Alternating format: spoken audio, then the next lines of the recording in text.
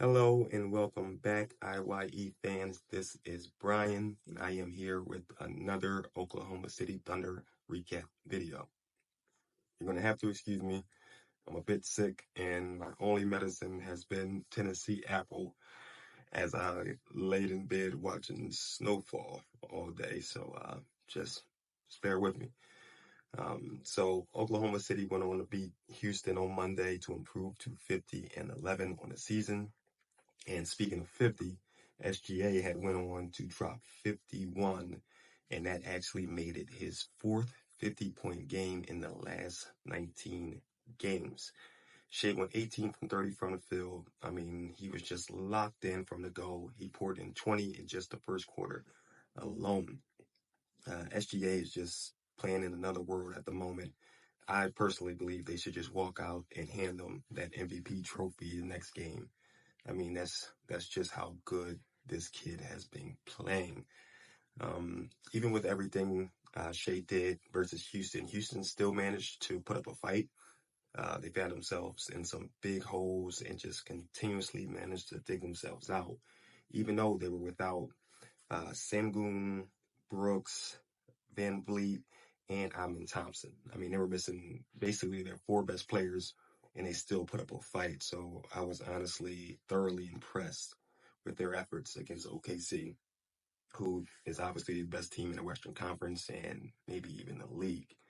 It doesn't help that the Thunder's defense recently has kind of taken a dip, but their offense has just turned it up, especially over the last four games. They put up 137 against Houston.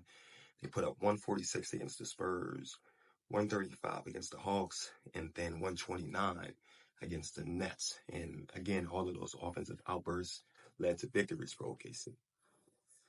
So we're going to talk a lot about SGA here, obviously, and that's rightfully so. I mean, he's playing great. He's the projected MVP, but let us not forget to mention that Jalen Williams has just been sensational lately. He poured in 24 points against the Rockets, and that's after having the best scoring night of his career on Sunday against the Spurs, where he dropped 41. And on top of that, I know there's a lot of people doubting this team.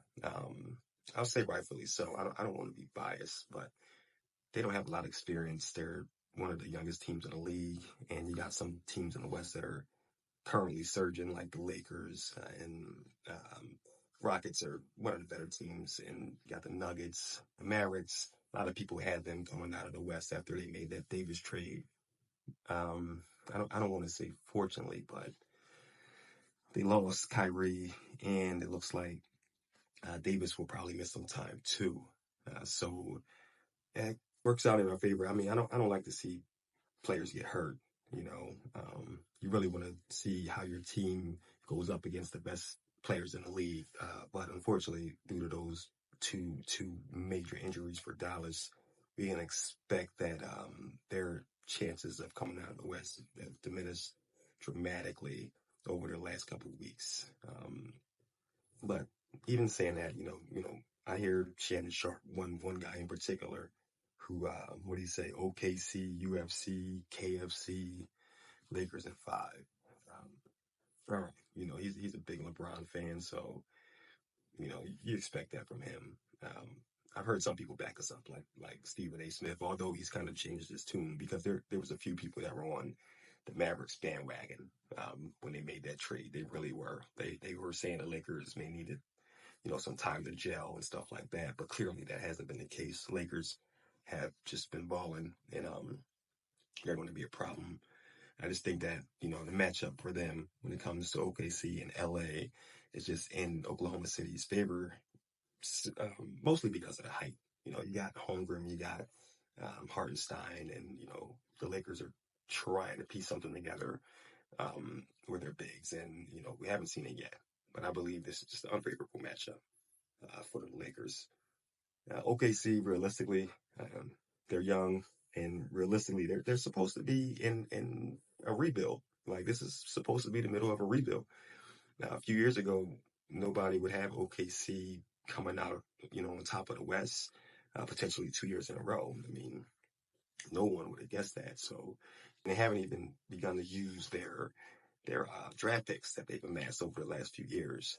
So this thing is, got, even if they don't win this year, the sky's the limit for these guys with their youth.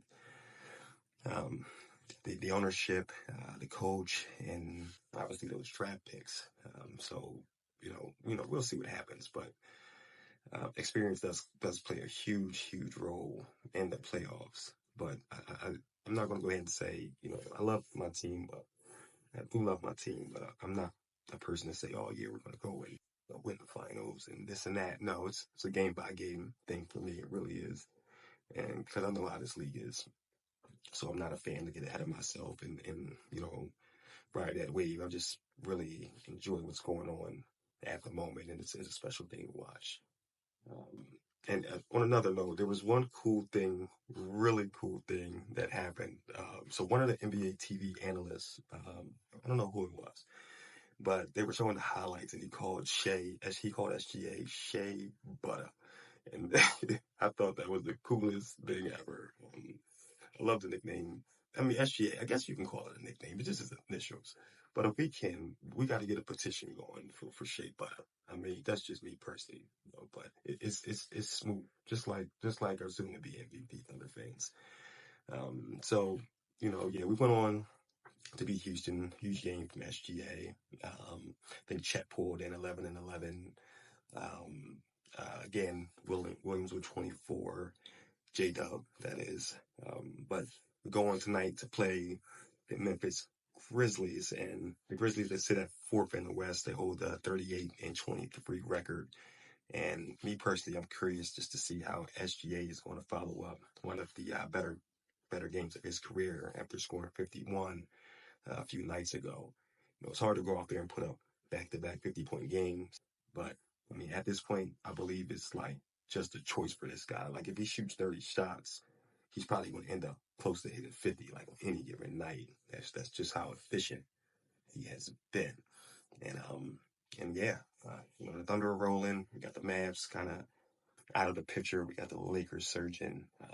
We are hearing more and more talk about OKC in the media. We're getting more and more national attention, getting those TV games. So it's just a good thing to see. But I don't want to get ahead of myself and say, OKC's a lock in to win the West or lock in to win the finals.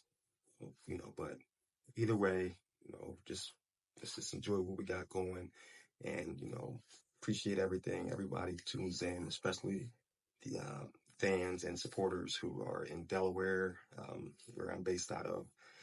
Just want to say thank you and appreciate you guys for checking out these videos. This is Brian at IYE. Till next time, peace.